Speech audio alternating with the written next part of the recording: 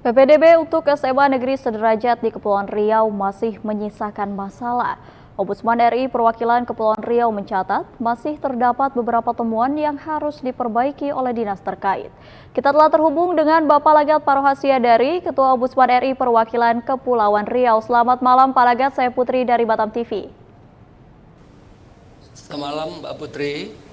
Ya, Pak Lagat, terkait dengan PPDB untuk SMA Negeri Sederajat, apa yang Ombudsman temukan saat masa pendaftaran kemarin? Jadi pasca selesainya pendaftaran dan verifikasi dan pengumuman dan daftar ulang, kita memantau sejumlah sekolah tingkat SMA dan SMK serta SMP di Kota Batam untuk memastikan masalah-masalah yang terjadi di lapangan. Dari data yang kami kumpulkan memang secara keseluruhan pelaksanaan PPDB tahun ini sedikit agak lebih rapi, lebih lancar dibandingkan dengan tahun yang lalu. Salah satu indikatornya memang karena tingkat SMA SMK itu Dinas Pendidikan Kepri menyatukan tempat verifikasi sehingga memudahkan koordinasi antar sekolah, setidaknya di zonasi yang terdekat di antara sekolah tersebut. Ya, Itu Mbak Putri. Dari hasil pantauan Ombudsman di beberapa sekolah kemarin, di situ ada peran orang tua yang memaksakan anaknya masuk di sekolah favorit. Apakah bisa kita artikan ada pelanggaran ketentuan PPDB jika masih ada rombel yang kelebihan siswa, Pak Lagat? Iya, memang di sejumlah sekolah masih temukan calon peserta didik baru yang melebihi daripada pendaftar ketersediaan kuota. Itu kita temukan di SMA 3 ada sekitar 50 sekian, kemudian SMA 1, lalu SMA 8, SMA 16. Ini pertama kali di Tanjung Piayu SMA 16 itu juga kelebihan. Terkait dengan itu memang kita apresiasi komitmen daripada Kepala Dinas Pendidikan Kepri yang tidak mengambil jalan pintas, menambah rombel, sementara kelas tidak ada. Jadi ini juga saran yang kami sampaikan agar tidak menambah rombel dan juga tidak membuat kelas shift atau kelas online dan juga tidak memaksakan kelas yang tidak ada sanprasnya dan tidak menggunakan sarana laboratorium. Nah, dan komitmen dari Kepala Sekolah SMA 1 juga demikian, tidak menambah satupun dari rombel dan RDT yang ada, tetap 36 per kelas. Dan sisanya itu dialihkan ke SMA 24 yang ada Tanjung Riau. SMA 3 sebenarnya sudah ada solusi dialihkan ke SMA 26, namun para orang tua siswa tetap ngotot untuk sekolah di SMA 3. Sedangkan SMA 16 Tanjung Piayu sebenarnya juga sudah dialihkan ke SMA 28 yang masih tersedia kuotanya. Tapi orang tua masih bertahan ingin di SMA 16. Ini menjadi persoalannya, orang tua masih ngotot. Padahal jarak sekolah itu sangat dekat sekali dengan kediaman daripada calon peserta didik tersebut. Iya. Lalu rekomendasi apa yang akan diberikan Ombudsman, Pak Lagat? Kami menegaskan kembali agar Dinas Pendidikan menjalankan juknis yang telah ada sesuai dengan jumlah rombel dan RT yang ada. Opsi yang lain barangkali adalah melakukan pemadatan. Kalau 36 orang per kelas atau rombel, barangkali bisa dipadatkan, dimungkinkan sampai 44 siswa per kelas. Kalau itu dilaksanakan sebenarnya sudah semakin terure. Tetapi persoalannya adalah misalnya SMA 3 ya, kalau dipadatkan juga dengan jumlah sekian, tetap juga tidak bisa menampung seluruh siswa yang masih ngotot untuk sekolah SMA 3. Nah, ini juga menjadi persoalan tentunya. Maka Dinas Pendidikan tetap menunggu mengarahkan orang tua siswa untuk mendaftar ulang di SMA 26. Demikian juga yang ada di SMA 16 tadi. Kalau SMA 1 sudah clear, sudah dimulai PLS-nya dan tidak ada lagi orang tua di sana karena mereka memang sudah tidak membuka lagi, sudah menjelaskan kepada orang tua meskipun masih ada sejumlah orang tua yang tetap ada di gerbang, tetapi tetap diarahkan ke SMA yang telah menerima SMA 24 dan SMA lainnya. Sedangkan SMK 1 dan SMK 2 ini sampling kami dan SMK 5 ini juga sebenarnya ada yang belum tertampung. Rencana dari Dinas Pendidikan memang karena keterbatasan sekolah SMK yang ada di Batam, kemungkinan besar memang akan dibuka tambahan rombel karena tidak ada pilihan lain, karena mereka memang menginginkan sekolah di SMK seperti itu. Baik, Pak Lagat, hari ini adalah hari ketiga digelarnya MPLS. Apakah Pak Lagat dan tim Ombudsman perwakilan Kepri masih melakukan pemantauan di sekolah-sekolah? Ya, kami tetap melakukan pemantauan sama seperti tahun sebelumnya. Jadi pasca PPDB itu biasanya terbuka untuk permainan curang atau pelanggaran oleh pihak sekolah. Ya, kami pantau sebenarnya apakah masih ada secara diam-diam sekolah menerima siswa yang seharusnya tidak boleh. Oleh karena itu kami ingin menegaskan bahwa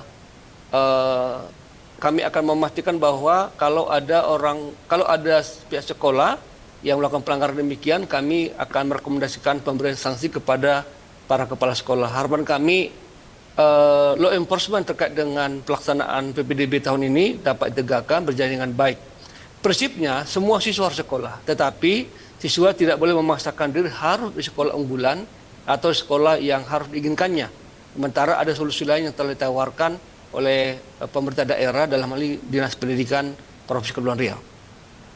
Ya, lalu hasil dari pantauan yang dilakukan oleh Ombudsman, Pak Lagat, apakah masih ada orang tua yang masih datang ke sekolah dan berharap anaknya dapat melakukan daftar ulang? Iya, jadi bahwa di beberapa sekolah tadi memang masih kita temukan dan kita juga mengadakan komunikasi, dialog dan mengedukasi mereka, tetapi memang mereka masih tetap ngotot dan meminta supaya tetap di sekolah yang mereka inginkan. Sekolah itu tadi SMA 1, SMA 3, SMA 16, SMP 6, SMP 4, ya, SMK 1, SMK 2. Untuk SMA ada solusi karena ada sekolah lain yang memang masih memiliki kuota kursi. Sedangkan untuk SMK memang karena keterbatasan sekolah. Harapan kami bahwa orang tua juga harus memahami ini, tidak bisa memaksakan karena masalah-masalah yang sering terjadi pada PPDB tingkat SMA, SMK yang ada di Batam ini adalah ketika digunakannya ruang kelas yang tidak ada sapras yang memadai dan penggunaan laboratorium yang fungsinya memang bukan untuk belajar tapi memang untuk laboratorium menjadi hilang seperti itu. Juga penggunaan ruangan-ruangan lain yang tidak layak untuk sekolah. Oleh karena itu komitmen daripada kepala dinas bersama dengan kepala sekolah SMA SMK yang telah ditantang di hadapan Ombudsman beberapa waktu yang lewat sebelum PPDB, harapan kami mudah-mudahan bisa direalisasikan. Untuk SMA 1 dan SMA 3 yang tadi diberitakan juga, memang kami datang ke sana masih membludaknya peserta didik yang berdatang di SMA 1. Saran kami juga bahwa supaya sekolah itu di-merger saja. Saya kira tadi sudah jelas penjelasan daripada Kepala Dinas Pendidikan, Pak Andi Agung, bahwa tidak akan ada masalah dan tidak ada penambah biaya konsekuensi apapun kepada orang tua maupun siswa maupun guru yang ada di sekolah SMA 3 kalau itu di-merger. Ini adalah solusi yang terbaik mengatasi persoalan PPDB tingkat SMA yang ada di Tanjung Pinang.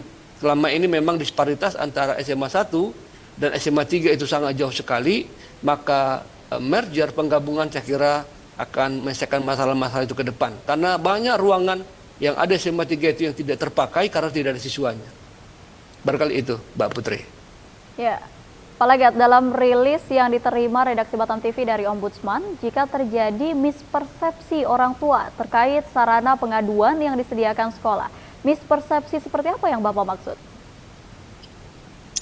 Jadi begini, para verifikator sebenarnya telah menghubungi. Ada call, ada WA. Ketika ada persyaratan calon peserta didik baru yang kurang atau meragukan. Nah, ada orang tua yang langsung merespon, ada memang yang ditelepon berapa kali tidak merespon, tidak menjawab WA, seperti itu. Nah, oleh karena itu memang meskipun jarak rumahnya masuk zonasi terdekat dengan sekolah tersebut, tapi karena syarat tadi tidak diperbaiki oleh calon peserta baru atau orang tuanya, maka otomatis verifikator melemparkan itu ke sekolah lain. Ya karena syaratnya tidak terpenuhi. Jadi saya kira banyak kasus yang seperti ini terjadi misal di SMA 1 dan SMA 3 yang ada di Batam Kota. Nah, ada juga masa-masa waktu yang diberikan untuk pengaduan sebenarnya, tapi lagi-lagi ada orang tua yang tidak mempankan itu.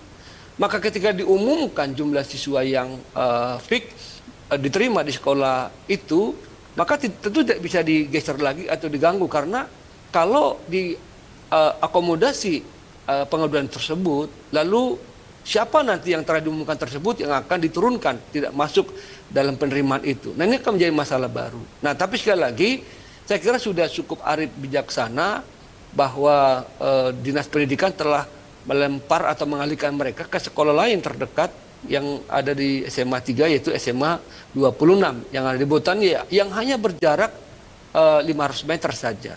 Saya kira itu solusi yang terbaik. Jadi orang tua kami harapkan juga tidak memaksakan. Stigma terkait dengan sekolah unggulan di Batam sudah diyakinkan oleh Kepala Dinas bahwa tidak ada lagi, kualitas semua sekolah akan ditingkatkan, guru, sarpras, anggaran itu juga akan ditingkatkan.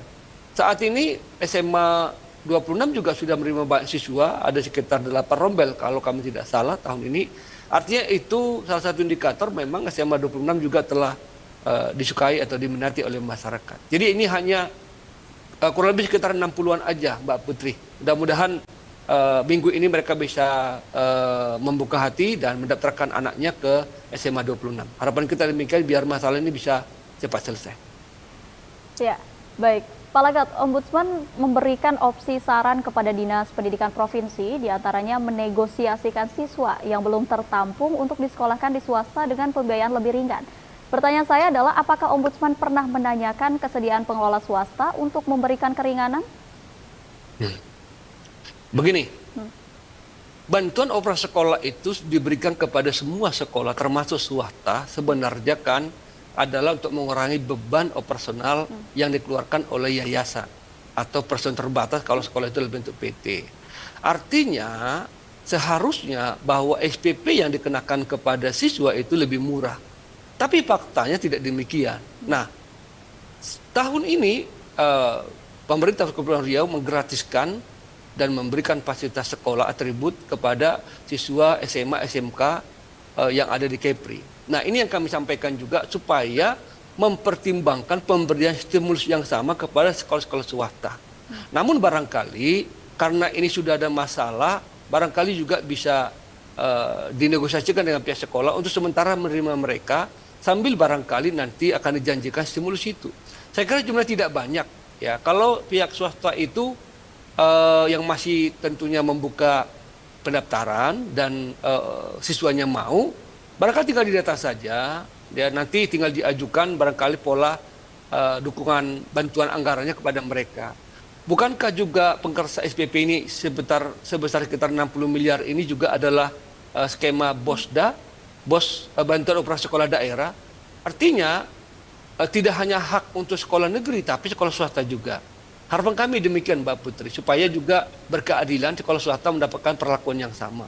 Sehingga dengan demikian ke depan SPP yang ada di sekolah swasta itu jauh lebih murah harusnya.